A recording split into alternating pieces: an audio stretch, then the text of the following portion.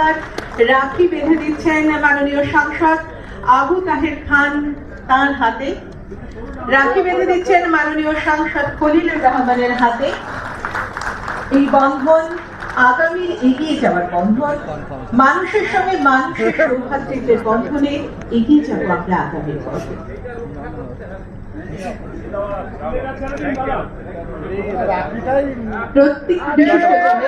মুর্শিদাবাদ জেলা পরিষদের পক্ষ থেকে রাখি বেঁধে দেওয়া হচ্ছে। রাখি বন্ধনের এই আনন্দ মুহূর্ত আমরা সকলে অংশ নেব না? আমাদের করতালি ভাষা আমরা সকলে অংশ নেব।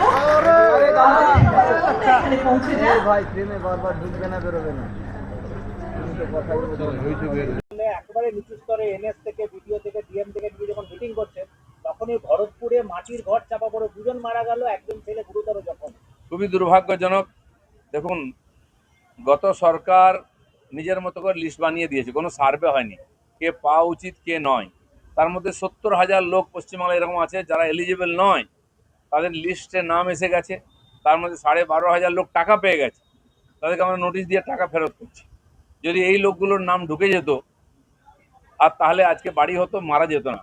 সেজন্য আমরা এত জোর দিয়েছি, 3বার টাইম এক্সটেনশন করেছি। 20 জুলাই ছিল, 15 আগস্ট হলো, 31 আগস্ট, যাতে একটা লোকও এর সুবিধা থেকে বঞ্চিত না হয়। তার জন্য বিশেষভাবে বৈঠক, আমাদের সেক্রেটারি এক একটা ভিডিওকে দাঁড় করিয়ে জিজ্ঞেস করেছেন কেন হচ্ছে না, যাতে কোনো গরিব মানুষ বঞ্চিত না হয় কাজ এই পাওয়া থেকে। তার জন্য আমরা চেষ্টা করছি। বিভিন্ন মুর্শিদাবাদের বিভিন্ন কম্বিনেশন নিয়ে সেইগুলোকে কোনো না, এখানে এক একজনের ভিডিওকে জিজ্ঞেস করা হয়েছে, সমস্যা বলেছেন, তার রাস্তা বলে দেওয়া হয়েছে। কোনো পঞ্চায়েত প্রধান আছেন কিন্তু আসছেন না বা এসে কাজ করছেন না, বা তার পার্টির লোকেরাই তার বিরোধিতা করে কাজ করতে দিচ্ছেন না। তার জন্য রাস্তা খোলা আছে, সেটা বলে দেওয়া হয়েছে, তারা সেভাবেই কাজ করবে। হয়ে গেছে ভাই। না, কিছু কাজ তো প্রধানের হাতে আছে, সেটা প্রধানকে সার্টিফিকেট ওই দেবে, কিন্তু যাতে উন্নয়নের কাজ আটকায় না সেই জন্য চেক সই করা, বিল সই করার কাজটা আমরা অন্যকে দিয়ে করাতে পারবো বলে আইন সংশোধন করেছি এবং সেই প্রক্রিয়া শুরু হয়েছে। নতুন করে আবার টেন্ডার হচ্ছে। আপাতত ভাঙা রাস্তা সারাই করার জন্য টাকা পয়সা দেওয়া হয়েছে, সেটা টেন্ডার হচ্ছে। নতুন রাস্তা আবার বৃষ্টি বন্ধ হলে শুরু হবে। এগুলো আর অন্য অফিসাররা করতে পারবেন, সেই আইন আমরা পাল্টেছি। দেখুন, রাজনীতিক ব্যাপার, এটা আমাদের হাতে নেই। মুর্শিদাবাদ জেলায় তো বিজেপির পঞ্চায়েত নাই বললে হয়। টিএমসির মধ্যে গোষ্ঠীদ্বন্দ্ব, তারা ঝামেলা করছেন, কে পছন্দ করছে না করছে জানি না, সে ব্যাপারে কথা হয়েছে। যে সরকার, রাজনীতিতে পরিবর্তন হয় গণতন্ত্রে, অফিসারদের তো পরিবর্তন হয় না, তারা তো কাজ করবে, তাদের হাতে যাতে উন্নয়নটা আটকে না যায়, এটা আমরা বলেছি। যদি রাস্তার স্বাভাবিক যান চলাচলের নির্দেশ দিয়েছিল, শুধু তাই নয় 1500 জমায়েত হওয়ার কথা ছিল, কিন্তু মমতার দাবি লোক এসেছে 1.5 লক্ষ। 1.5 লক্ষ লোক এখন টিএমসিতে নেই কোথাও, তারপর 4টে ভাগ। ওনার অভ্যাসটা হারার পরেও যায়নি মিথ্যা কথা বলার, কি করা যাবে আর। কিন্তু এটা তো কমপক্ষে ঠিক করুন, উনি সরকারে নেই, আন্দোলন করুন লোককে কষ্ট না দিয়ে। 15 বছর অনেক কষ্ট দিয়েছেন সরকার থেকে, এবার আমরা সরকার চালাচ্ছি মানুষকে এর থেকে উদ্ধার করার জন্য, তাতে যেন সহযোগিতা করেন। চলুন। একাধিক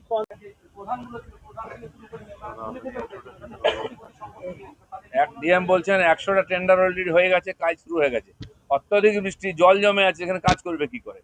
সুযোগ পাচ্ছে যেমন সেরকম হচ্ছে। আবার দেখুন কাল পরশু বৃষ্টি হবে, তো অর্ধেক কাজ করে আটকে যাচ্ছে। যেমন যেমন সুযোগ হবে আমরা চাই পুজোর আগে রিপেয়ারিং হোক রাস্তাগুলো, যেন তোর অসুবিধা না হয়। এমজিএনআরইজি রাজ্যের সবচেয়ে বেশি দুর্নীতি হয়েছিল মুর্শিদাবাদে, এবং একাধিক মুর্শিদাবাদের জন্য গোটা স্কিম রাজ্যের প্রায় বন্ধ হয়ে গেছে। সেইগুলো এখনো পর্যন্ত কোনো মিট আপ হয়নি। যে দুর্নীতি হয়েছে, আমরা এখন দুর্নীতির পিছনে পড়ে না থেকে লোককে উন্নয়ন দিতে চাই, কিন্তু দুর্নীতির হিসাব হবে। অনেক জায়গায় রাস্তা হয়েছে ওয়ার্ক অর্ডার ছাড়া, সব বিল আটকে আছে। আমাদের মাননীয় মুখ্যমন্ত্রী ঘোষণা করেছেন যে যে রাস্তার বিল আটকে আছে সেগুলো রিভিউ হবে, তারপরে দেওয়া হবে, সে চলছে। সেই জন্য কি আছে, সাধারণত যারা এটা অ্যাসেসমেন্ট করেন তাদের না দিয়ে অন্য লোক দিয়ে করাতে হচ্ছে বলে একটু দেরি হচ্ছে। আর যে কাজ হয়েছে তার পয়সা পাবেন, যে কাজ হয়নি তার জায়গায় তাদেরকে শাস্তি পেতে হবে। মমতা সবাই আটকে তাই ফিরবে, কি হচ্ছে দেখে নিন, চুরির ইতিহাসে ধস নামবে, আপনাকে বিজেপির লোকই জবাব দেবে। এরপর শুরু হবে আমাদের জেলা সফর, বলছেন মমতা বন্দ্যোপাধ্যায়। অনুমতি না পেলে রাস্তায় হাঁটবো, টিম প্রস্তুত রাখবে। আমরা দেখতে চাইছি বৃষ্টিতে কি করে হাঁটেন, তাই বলছে রাস্তা ভাঙা পড়ে গেলাম, এরকম যেন না বলেন। চলুন। হ্যাঁ, ডাকা হয়েছে সবাইকে, না, পঞ্চায়েত প্রতিনিধিদের আমরা ডাকিনি। কোথাও কোথাও জেলা পরিষদের সভাধিপতিকে ডাকা হয়েছে, আমি জানি না এখানে বলেছেন কিনা। আমাদের এমএলএদেরকেও আমরা সবাই ডাকিনি, যেহেতু এখানে কেবল উন্নয়নের জন্য কর্মচারীদের বৈঠক। মাননীয় মন্ত্রী ছিলেন আর মাননীয় দুজন এমপি ছিলেন, আর বোধহয় একজন দুজন বিধায়ক ছিলেন। বাকিদের আমরা বিশেষভাবে ডাকছি না এখানে, কেবল সরকারি দপ্তরের কথা হচ্ছে এখানে। এবার পুলিশের বিরুদ্ধে